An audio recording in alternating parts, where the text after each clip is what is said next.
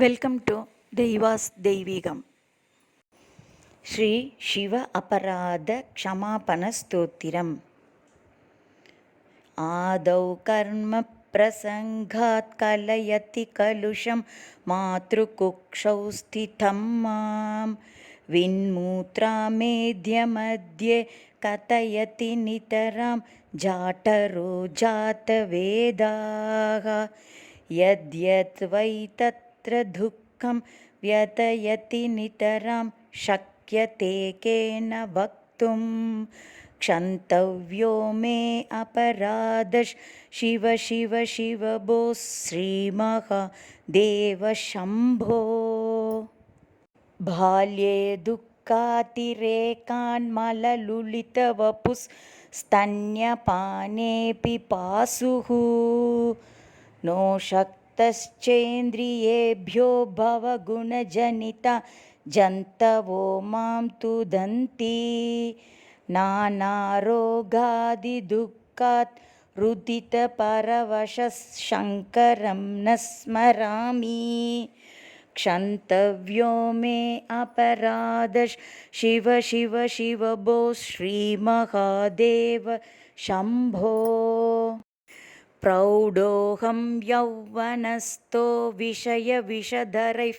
पञ्चभिर्मर्मसन्धौ दष्टो नष्टो विवेकः सुतधनयुवतिस्वादसौख्ये निषण्णः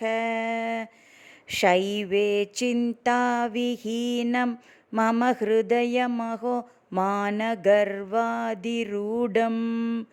क्षन्तव्यो मे अपराधः शिव शिव शिव भो श्रीमहादेव शम्भो. वार्धक्ये चेन्द्रियाणां विकलगतिमतश्चादिदैवादितापैः प्राप्तैर्रोगैर्व्यसनकृशतनोर्ज्ञप्तिहीनं च दीनं मिथ्यामोहाभिलाक्षैर्भ्रमति मम मनो दुर्जटेर्ध्यानशून्यं क्षन्तव्यो मे अपराधः शिव शिव शिव भो श्रीमहादेव शम्भो. स्नात्वा प्रत्यूषकाले स्नपनविधिविधौ नाहृतं काङ्गतोऽयं पूजार्थं वा कदाचित् बहुतरगहने अखण्डबिल्वीदलं वा नानीता पद्ममाला सरसि विकसिता गन्धपुष्पैस्त्वदर्थं क्षन्तव्यो मे अपराधः शिव शिव शिव भो श्रीमहादेव शम्भो. दुग्धैर्मध्वाज्ययुक्तैर्दधिकुडसहितैः स्नापितं नैव लिङ्गं नो लिप्तं चन्दनाद्यैः कनकविरचितैः पूजितं न प्रसूनैः धूपैः कर्पूरदीपैर्विविधरसयुतैर्नैव पक्ष्योपहारैः क्षन्तव्यो मे अपराधः शिव शिव शिव भो श्रीमहादेव शम्भो. नो शक्यं स्मार्तकर्म प्रतिपदगहने प्रत्यवायाकुलाढ्ये श्रौते वार्ता कथं मे द्विजकुलविहिते ब्रह्ममार्गानुसारे तत्त्वो ज्ञाते विचारे श्रवणमननयो किं निदित्यासितव्यं क्षन्तव्यो मे अपराधः शिव शिव शिव भो श्रीमहादेव शम्भो. ध्यात्वा चित्ते शिवाख्यं प्रचुरतरधनं नैव दत्तं द्विजेभ्यो हव्यं ते लक्षसङ्ख्यैर्हुतवः वदने नार्पितं बीजमन्त्रैः नो तप्तं गाङ्गतीरे व्रतजपनियमैः रुद्रजाप्यं न जप्तं क्षन्तव्यो मे अपराधः शिव शिव शिव बोस् श्रीमहादेव शम्भो नग्नो निस्सङ्गशुद्धस्त्रिगुणविरहितो ध्वस्तमोहान्धकारो नासाग्रण्यस्तदृष्टिर्विदितभवगुणो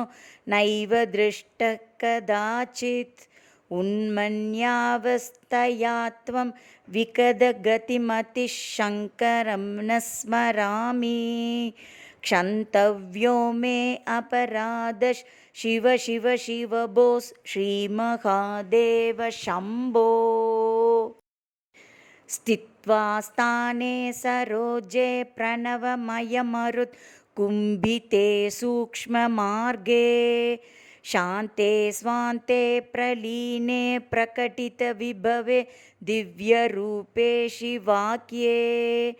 लिङ्गाग्रे ब्रह्मवाक्ये सकलु तनुगतं शङ्करं न स्मरामि क्षन्तव्यो मे अपराधः शिव शिव शिव बोस् श्रीमहादेव शम्भो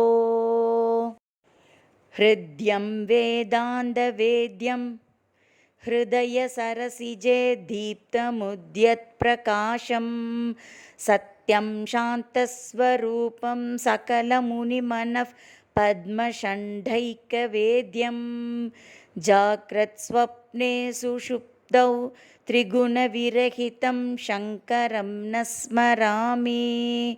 क्षन्तव्यो मे अपराधः शिव शिव शिव बोस् श्रीमहादेव शम्भो चन्द्रोद्भासितशेखरे स्मरहरे गङ्गाधरे शङ्करे सर्पैर्भूषितकण्ठकर्णविवरे नेत्रोद्धवैश्वानरे दन्तित्वकृतसुन्दराम्बरधरे त्रैलोक्यसारे हरे मोक्षार्थं कुरु चित्तवृत्तिम् अमलामन्यैस्तु किं कर्मपि किं यानेन धनेन वाजिकरिभिः प्राप्तेन राज्येन किं वा पुत्रकलत्र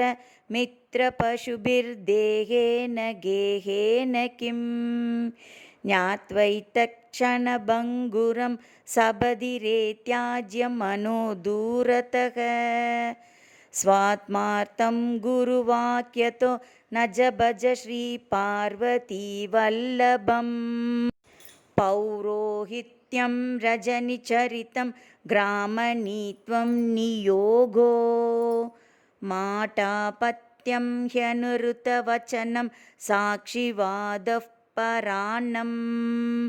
ब्रह्मद्वेषकलजनरतिः प्राणिनां निर्दयत्वं